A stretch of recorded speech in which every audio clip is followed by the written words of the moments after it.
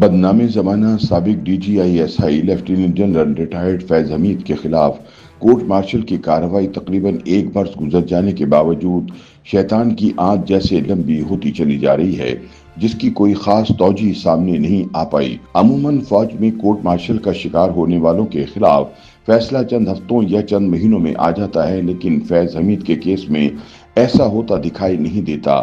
راولپنڈی میں انتہائی باخبر ذرائع کا کہنا ہے کہ فیض حمید کے خلاف فوجی عدالت کی کارروائی لمبی ہونے کی بنیادی وجہ یہ ہے کہ ان کے خلاف ایک نہیں بلکہ بیک وقت کئی کیسز چل رہے ہیں۔ بتایا جاتا ہے کہ اپنے زمانے کے فرعون جنرل فیض حمید کو 12 اگست 2024 کو گرفتار تو ٹاپ سٹی اسکینڈل میں کیا گیا تھا، لیکن دوران تفتیش کئی ایسے سنگین کیسز سامنے آئے جن کی بنیاد پر ان کے خلاف مزید مقدمات بھی بنا دیے گئے۔ جنرل فیض کو 9 مئی 2023 کو ایک فوجی بغاوت کی کوشش کا ماسٹر مائنڈ ہونے کے الزام کا بھی سامنا ہے، جب عمران خان کی گرفتاری کے خلاف ان کے ایک ویڈیو پیغام کے بعد پاکستان بھر میں فوجی تنصیبات پر حملے کیے گئے تھے۔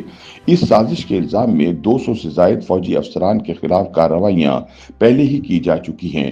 عسکری ذرائع کے مطابق جنرل فیض حمید پر تقریباً تمام کیسز میں فرد جرم عائد ہونے کے بعد انکوائریاں جاری ہیں اور معاملات آخری مراحل میں داخل ہو چکے ہیں، جس کے بعد انہیں سخت ترین سزائیں سنائے جانے کا امکان ظاہر کیا جا رہا ہے۔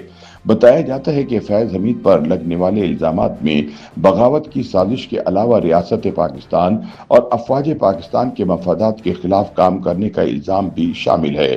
ذرائع کا کہنا ہے کہ فی الحال جنرل فیض حمید کا فوجی ٹرائل گزشتہ 3 ہفتوں سے معطل ہے۔ ان کے وکیل میاں علی اشفاق کے مطابق کورٹ مارشل کی رکی ہوئی اب تک کی کارروائی کسی بھی وقت دوبارہ شروع ہو سکتی ہے۔ ان کا کہنا تھا کہ 3 ہفتوں سے کیس کی سماعت معطل ہے، لیکن امکان ہے کہ کارروائی جلد دوبارہ شروع ہو جائے گی۔ بیرسٹر علی اشفاق جنرل ریٹائرڈ فیض حمید کی قانونی ٹیم کی سربراہی کر رہے ہیں۔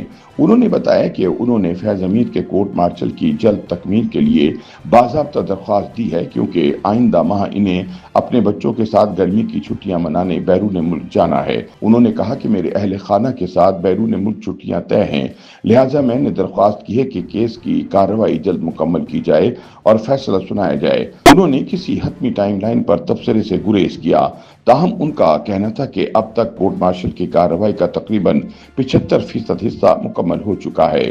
یاد رہے کہ فیض حمید کے خلاف کورٹ مارشل کی کارروائی آفیشل سیکریٹس ایکٹ کے تحت فوجی عدالت میں رازداری سے جاری ہے۔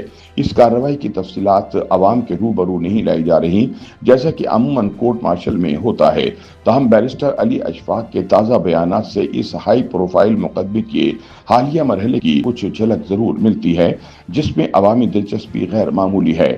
گزشتہ سال پاک فوج کے شعبہ تعلقات عامہ ISPR نے بتایا تھا کہ جنرل ریٹائرڈ فیض حمید پر متعدد الزامات کے تحت باقاعدہ مقدمات قائم کیے گئے ہیں، جن میں سیاسی سرگرمیوں میں ملوث ہونا اور آفیشل سیکریٹس ایکٹ کی خلاف ورزی شامل ہے۔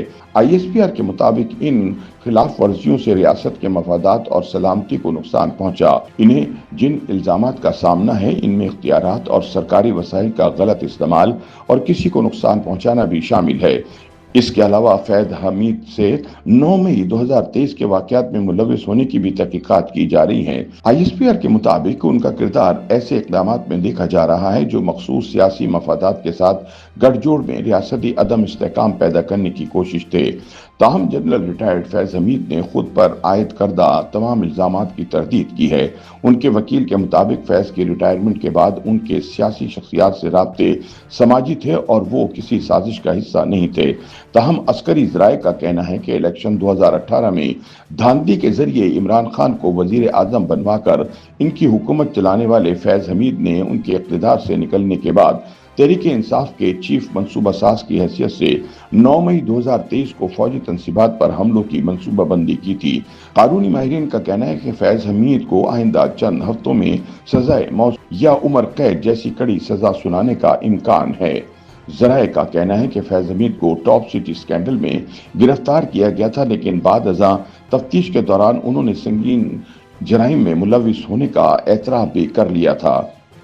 YouTube पर गूगली न्यूज देखने के लिए youtube.com की सर्च बार में गूगली न्यूज टीवी टाइप करें। गूगली न्यूज के पेज पर सुर्ख रंग के सब्सक्रिप्शन वाले बटन पर क्लिक करना ना भूलिए। YouTube पेज पर अपलोड होने वाली वीडियोस से बाखबर रहने के लिए बेल आइकन पर क्लिक कीजिए। आपको हर नई वीडियो के बारे में नोटिफिकेशन मौसूल हो जाएगा।